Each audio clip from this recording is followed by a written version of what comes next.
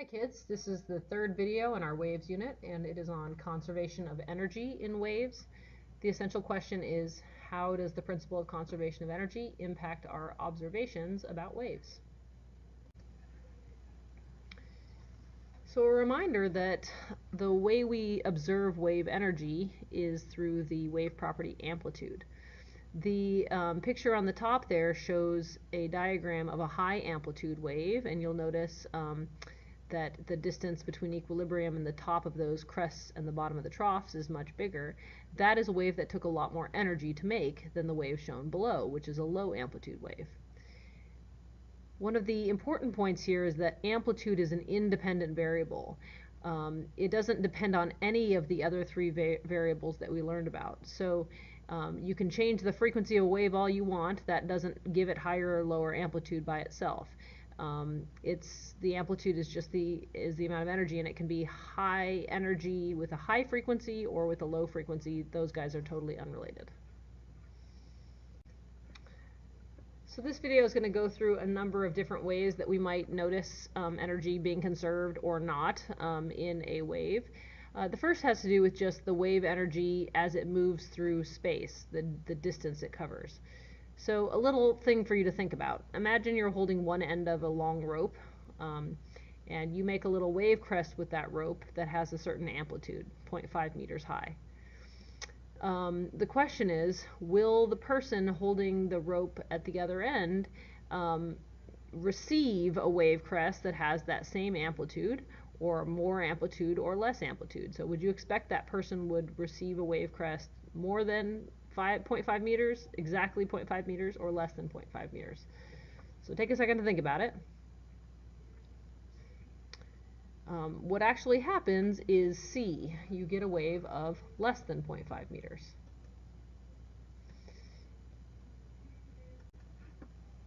The reason that we notice this wave energy decreasing as the wave moves through the material is because waves are typically open systems to some extent.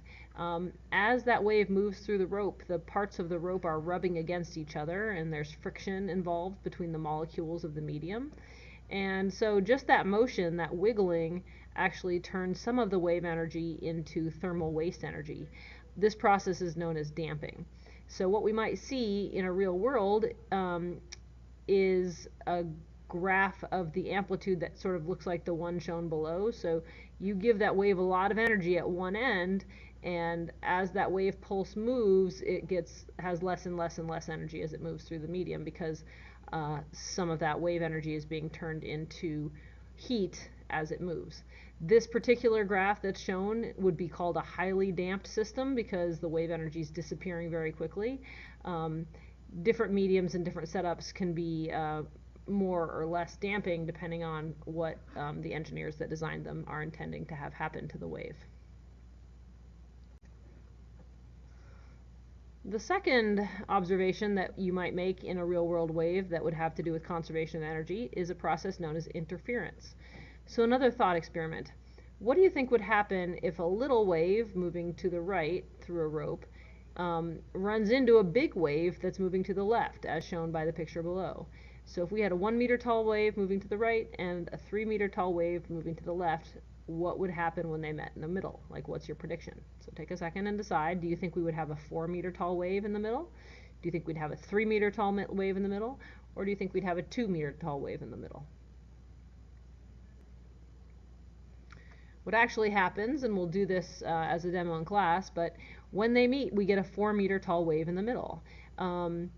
And then if you kept watching that rope beyond the moment when the two waves met in the middle, you would actually notice that those two waves pass through each other and continue moving through the rope.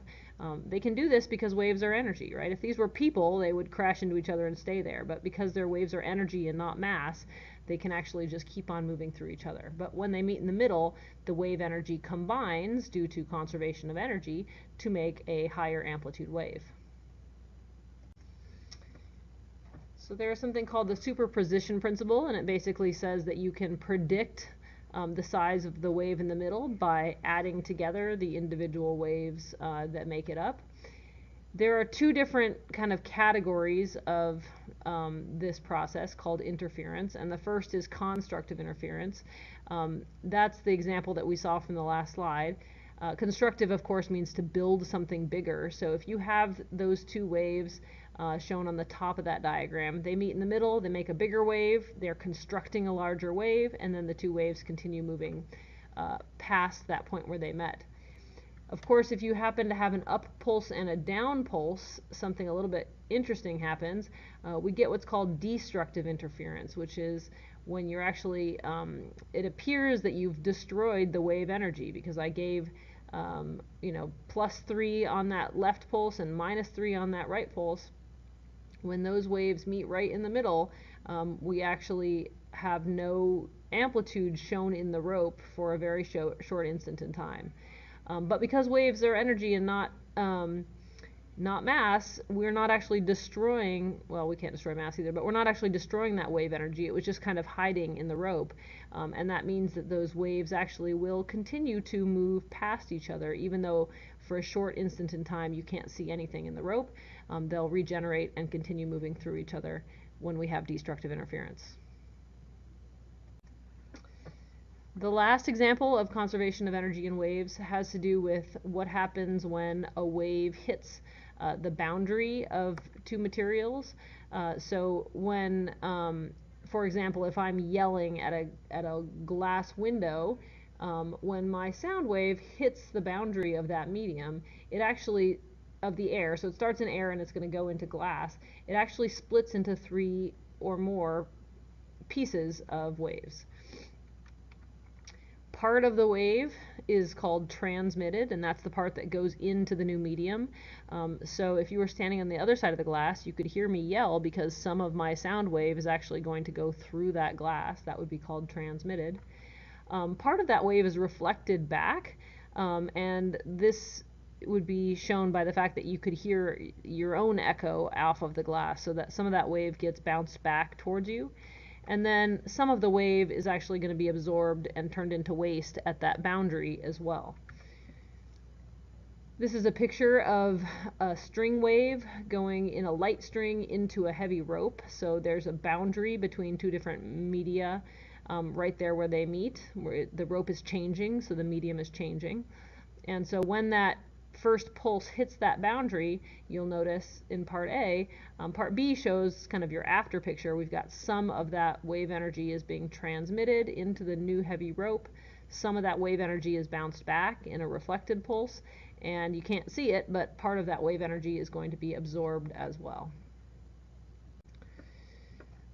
Now the total energy of the wave has to be conserved, which means that the amplitude of each piece has to be less than the original wave. So, for example, if we knew that original wave had 10 joules of energy, and we knew that 5 joules of energy was in the transmitted pulse, and we knew that 4 joules of energy was reflected, then we could calculate that 1 joule of energy must have been absorbed and turned into heat in the process of reflecting and transmitting into that new medium. Okay, so we're done with this video, but take a second and revisit your essential question. How does the principle of conservation of energy impact our observations about waves? And how can we use the ideas of conservation of energy to make predictions about wave behavior? Thanks for watching.